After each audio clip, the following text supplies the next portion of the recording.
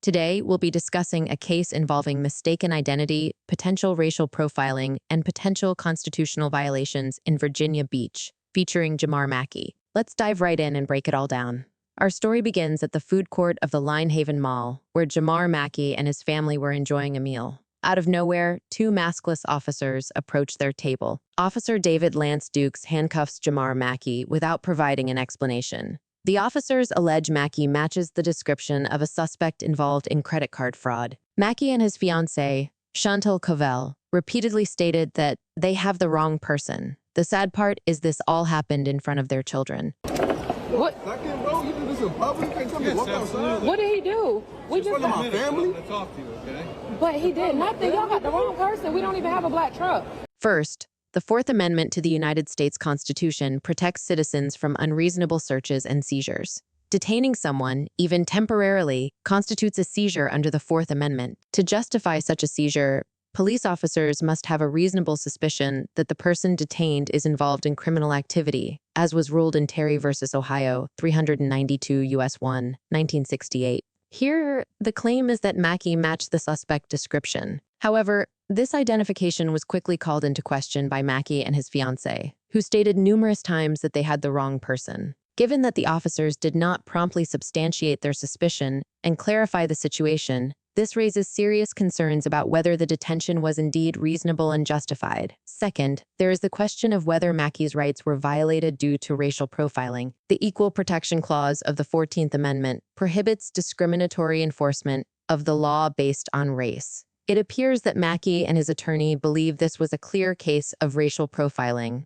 detained simply because of his race and hairstyle. Past cases, like Wen versus United States, 517 U.S. 806, 1996, establish that as long as officers have a reasonable suspicion or probable cause to make a stop, the subjective intentions of the officers are irrelevant. However, if it's proven that racial bias was the primary motivator for the stop and not the supposed reasonable suspicion, then this could be a strong argument for a violation of Mackey's 14th Amendment rights. Jamar, what are you doing?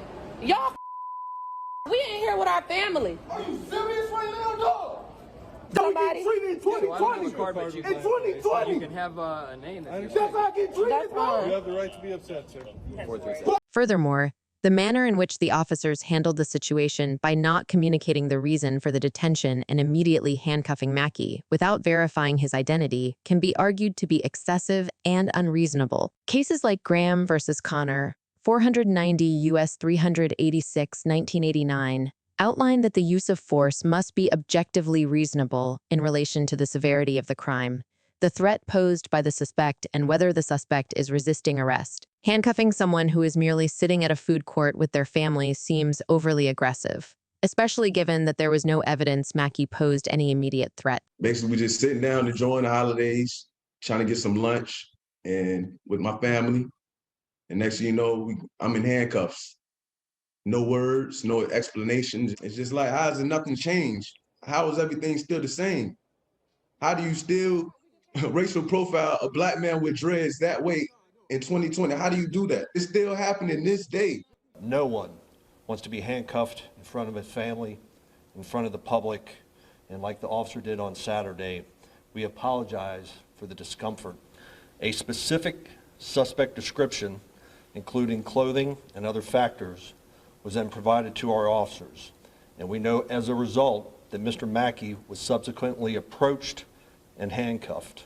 In conclusion, while the initial stop may have been justified by a suspect description, the subsequent actions of the officers bring into question several constitutional issues relating to unlawful detention and potential racial profiling. The Fourth and 14th Amendments provide strong grounds for Mackey's claims, and the manner in which the officers handled the identification process certainly leaves room for significant legal scrutiny.